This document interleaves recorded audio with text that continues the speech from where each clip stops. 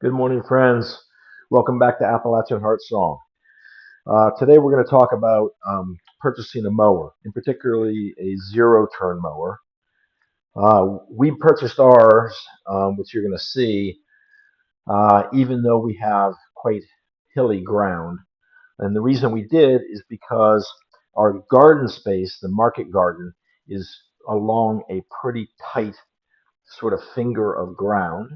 And because of that, we have to be able to have a really tight turning radius, particularly when we're dragging things behind it. And frankly, the owner prior to us had the four-wheel drive sort of small tractors, and the turning radius just wouldn't work for us.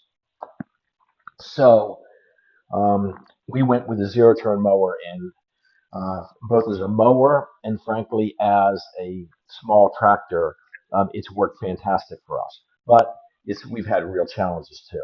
And what we're going to go through real quickly are some of the challenges because I want you to truly appreciate and understand what the potential pitfalls are, and then I'll give you the solution at least for ours and how it worked out for us.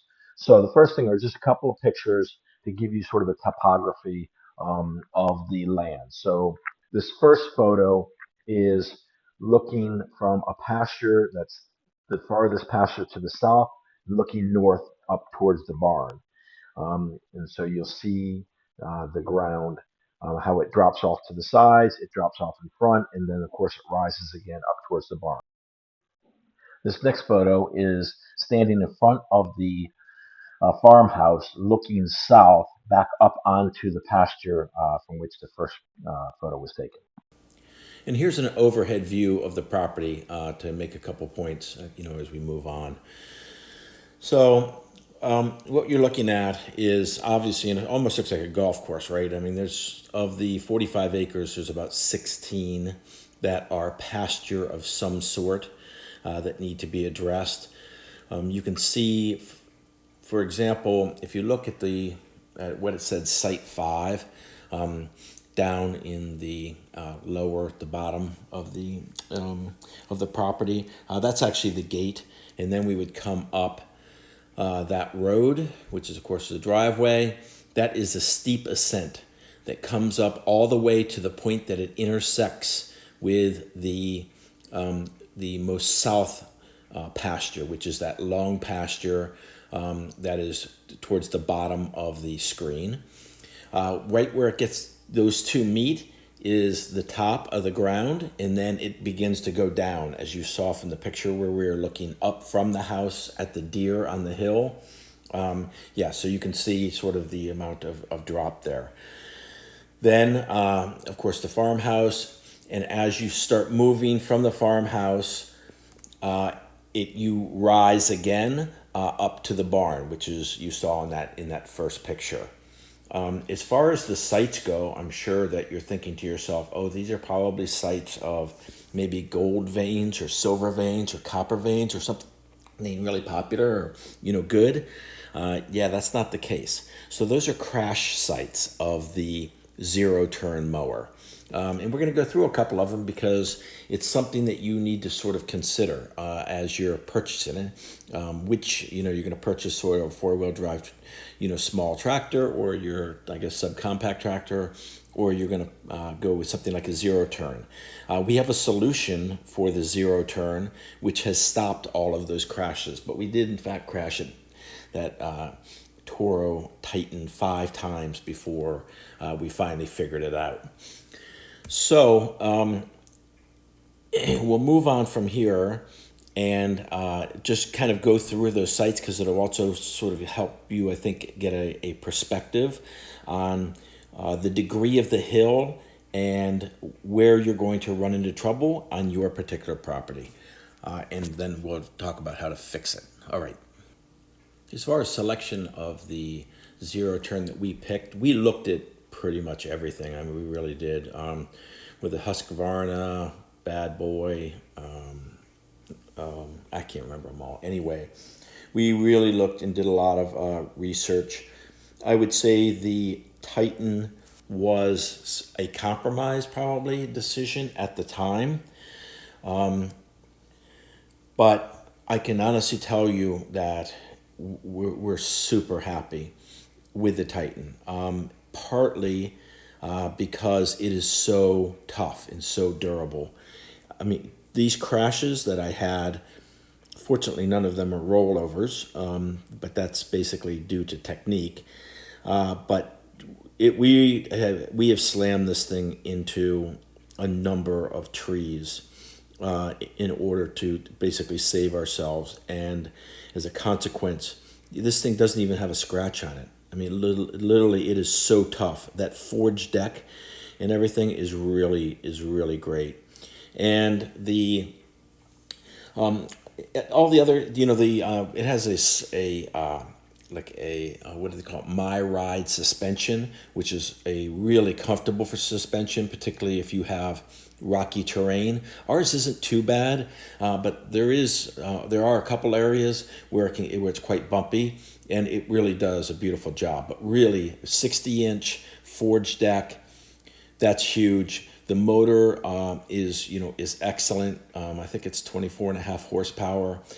It's really, there's others that are out there that are very similar, but I'm telling you, as far as toughness and durability, and the cut is great, and operating the controls is really easy, and the pegboard for the setting the deck height and everything, super easy, super convenient. So anyway, we went with the Toro Titan. This is an advertisement for them, but it is a consideration for you on hilly terrain, because you have to get yourself out of it. The biggest issue with the zero turn, if hopefully you've doing your research obviously separately from this, but the short of it is that there's no brake on it, which means you have obviously one engine, like I said, 24.5 horsepower. Ours is the Toro engine, but then it has two independent hydrostatic drives, or transmissions really, that provide power independently to either the rear right wheel, or rear left wheel. And so it goes forward propulsion, or it goes rearward propulsion. If you were in the middle, you were in neutral. You're not in a braking situation, and there is no foot brake or other braking device. There is a parking brake, but you can't really operate that while you're moving. So the short of it is that the problem is that as you're coming along and you increase beyond 15 degrees, you have a likelihood that the rear of the mower will sort of break free from the hill. And what happens is that one of the tires, well, as soon as you break free, what that means is that you're now sliding. And as you slide, the weight of the zero turn is in the back. So the back starts to come around on you, and you will get to a degree, potentially even with a 60-inch deck, that you'll roll over. So as a consequence, what you need to do is obviously get yourself straightened back out on the incline in a way that you can bring it to a stop. But your drive wheels are in a slide, so it's like you're on ice. So you can go from forward to reverse, remembering that there's no brake. The problem with that is that since your wheels are sliding, when you go into reverse, they're going to just spin the opposite direction. So they are in essentially free fall. The only way that you can sort of adjust and minimize and provide some degree of turning is to turn with the downward slope. So if you have the uphill arm or the uphill tire, and you push that forward so that you're providing forward traction there, and you can go rearward on the other one, but if you do, you might spin too quickly. So anyway, it's a technique that's not what we're going into. But the short of it is that for you to get out of this slide, which you are in a potential rollover situation, you have to point the mower downhill to move with gravity. And so, in doing that, needless to say, you are actually providing power to a downhill movement. So that's what is so dangerous, because now that you've stopped the slide, but you've increased momentum downhill, when you go to put on go into rearward position or theoretically brake, the turf tires that come with the mower will simply slide over the ground, and they will just sit there and spin. And it may slightly slow you down, but you're going to go all the way down, whatever you're coming down. And that's what I ended up, learning. And so the solution to this, as you're going to see, is how do you provide more traction so that when you make that corrective move of going either forward or rearward with the independent hydrostatic transmissions, you can grip enough ground so that those control inputs actually result in stopping or being able to level yourself out on a slope or something like that. So that's really what you're going to see is the solution, and we'll get to how you do that in a minute. But let's go through a couple of these just so you can kind of get a sense of the degree of angle that we're talking about and how you might correct it. The first instance was I had less than 2 hours on the machine. And it's a little hard to tell in this picture, but as you look just at the hill straight in front of you, that is about 20 degrees, I would say, roughly about 20 degrees. For some reason we have these half moon shapes. It sort of levels out to probably about 10 degrees, just a little bit further down the hill. So as a consequence, coming into the edge of that, you're going to see it pushes you forward going down the hill, but then you're able dark brown line is loss of traction on the zero turn mower. As I was coming along that ridge, the back end started kicked out on me. Can't really tell, but on the top, you can see where there were two tires sort of sliding, and then where I changed and I had to turn into it so it didn't flip over. So let's just say the top of that ridge. And I came down almost straight down the hill, jumped that little cow path. Down into this ravine. There was just a little bit of a washout. The grass was pretty high. I came right down through there. See it. So there was just a little bit of a washout. Over that ledge. So I'm going along pretty stable. Came down the hill. And then your tires hit that washout. And that washout moved, spinning going down to the right, of course. You can see they're spinning. The slope of the hill goes. Spinning the entire way. It just kicked those back tires free. So that washout, after I hit it, it now is beyond the 15 degrees or beyond whatever the safe angle was for those particular treaded tires, and it started to slide down. Well, as soon as it broke free, it's obviously moving with the slope of the hill. And because the edge of that hill goes much steeper, I measured it with a kilometer at like about 24 degrees. The situation's getting exponentially worse, right? So you're cruising along, you hit a little bit of a wash. You're not on level ground, but you're on ground that's basically heading down in a way that conforms from the rear to the front of your zero turn. Now, but you're running along an edge that would take you to the right.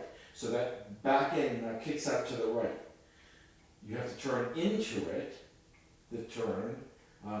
into the slide, because your tires, you can crank them back, but at this point, your back end is going down the steeper part of the hill at 24 degrees in this instance. And so that's easy where you could have something like a rollover.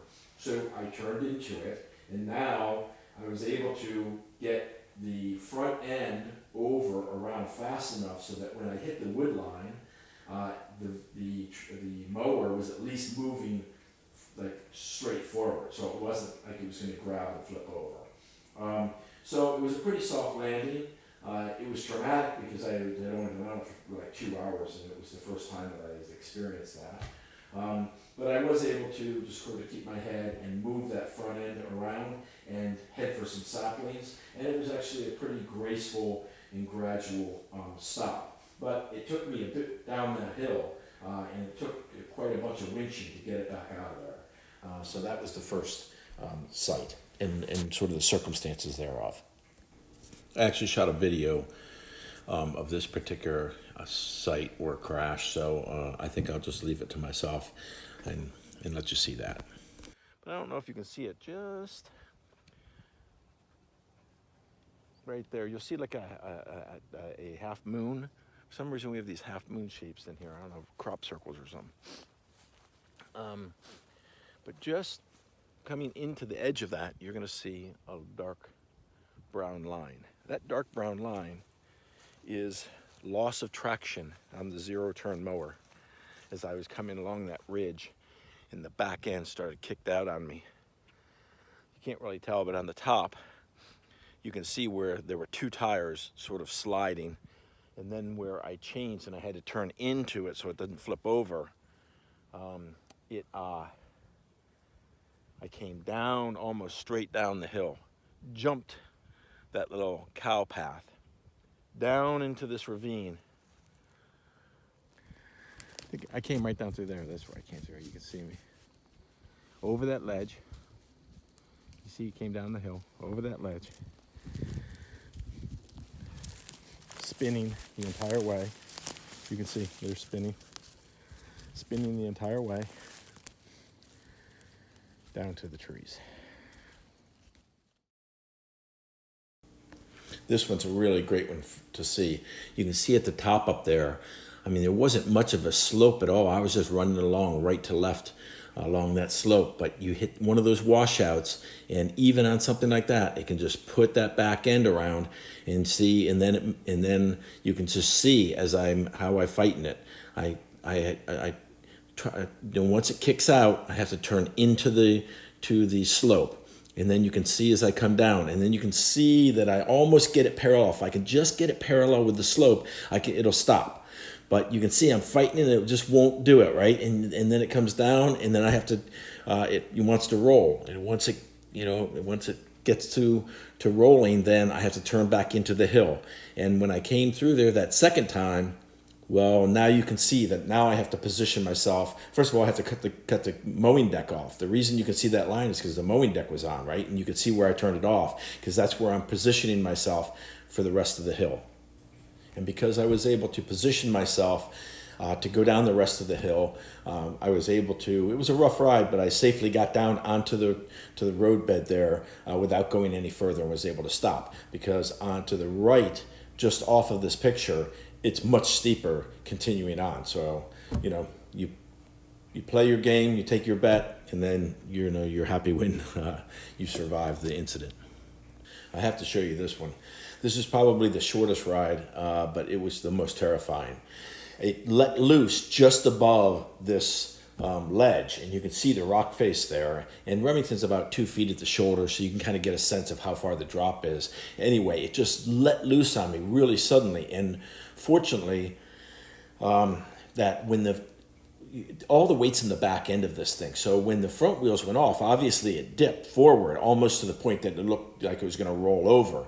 But as soon as those back tires let loose, they quickly caught up. And so the actual landing was probably a little bit on the back tires first. And I can remember even now that, with the suspension in the seat and the air in the tires, it was actually a pretty soft landing, but it was literally terrifying. That one, I didn't know if I was going to make it out.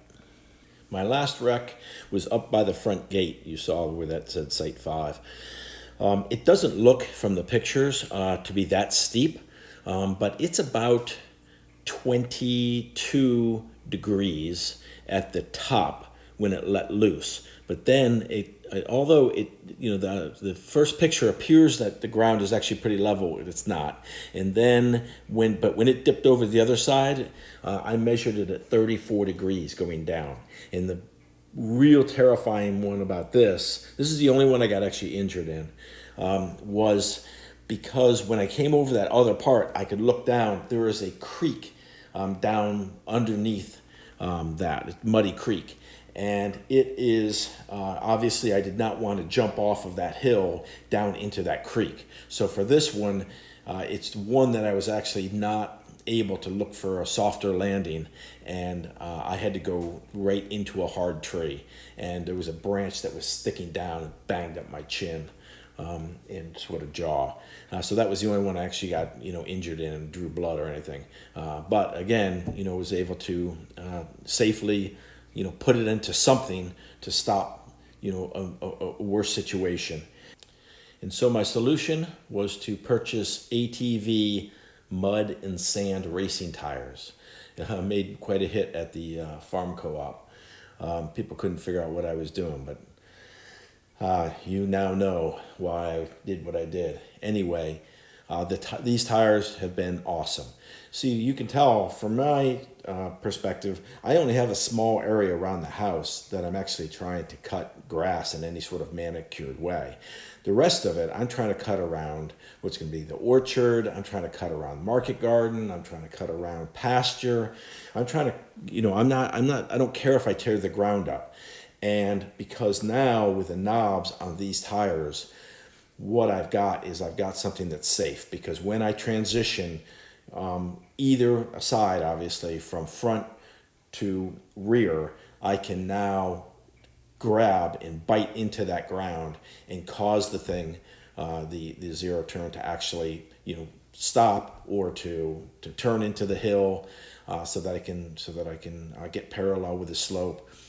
So it is much safer. In fact, over almost 5 months now, I haven't had a single wreck. It'll still kick free. Not nearly as often. I probably went from, let's just say for the sake of argument, since they say 15 degrees, I've probably gone from 15 to 20 degrees before it'll kick free.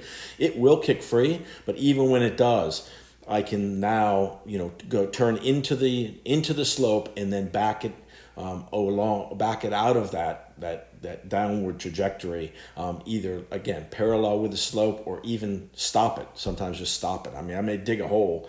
There's been a couple times that I've done that, but at the end of the day, these tires have literally turned this machine from the sort of grooming golf course machine into the small, super highly flexible tractor that I can use the turning radius in the small market garden area and space, but I can also, work all of these pastures and that sort of thing. So anyway, that is something for you guys to consider. That's what I have found in my experience, and just for your consideration. So I hope you enjoyed lessons learned. Maybe it was entertaining. I'll talk to you soon. See you next time. Bye.